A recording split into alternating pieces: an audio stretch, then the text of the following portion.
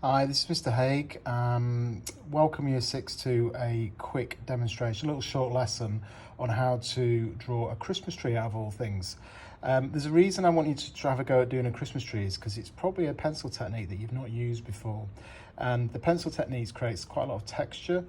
We use a lot of texture in art all the time, and you're going to discover that, and I'm sure you'll get excited about learning all these new techniques.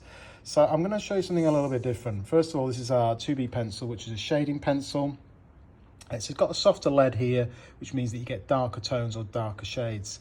You can use a normal pencil, so don't worry if you don't have one. If you've got one, great. If I just put my finger on there and press it down, you get your pencil sort of rearing up on an angle. And now this is really important, because if I then leave it like that on that angle and then grab it, we've kind of got this technique here. All right, so we need to keep it so it's not completely flat, but it's like this. And then watch. Once that I start to move the pencil around, like wiggling, like randomly, you start to create almost like a little texture.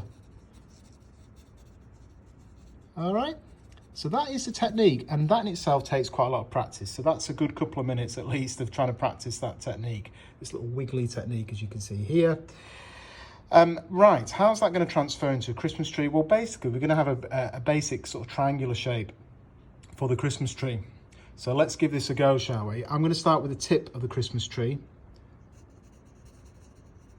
And I'm going to wriggle my pencil around a little bit, leaving some gaps so you've got that area of light in the Christmas tree. Could be snow. And then I've only got one half done here. And then I'm going to have the little branches coming out as we get towards the bottom of the Christmas tree. I'm going to need to do the other side. Now what I'm going to do is I'm going to do it a bit lighter on this side, because I'm going to do it as if you've got light or sunshine on this side over here, so the sun will be over there. All right, okay. So that's getting towards our basic shape of our Christmas tree.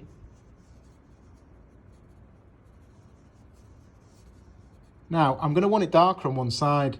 So what I'm going to do is I'm going to go back to the top here, and then I'm going to press down quite hard now and go over some of the areas that I've previously done.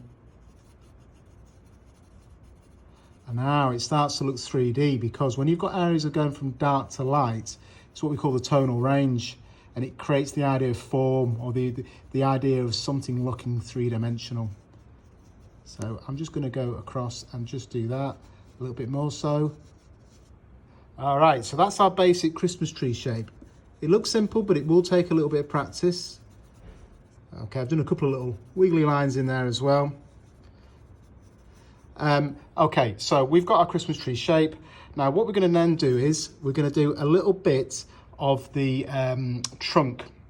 Now I'm going to flip my pencil back to a traditional way, and then I'm going to use my pencil just to press down quite hard, and then I'm going to release the pressure, as we can see here, and you'll see that it gets lighter, and that's called a gradient.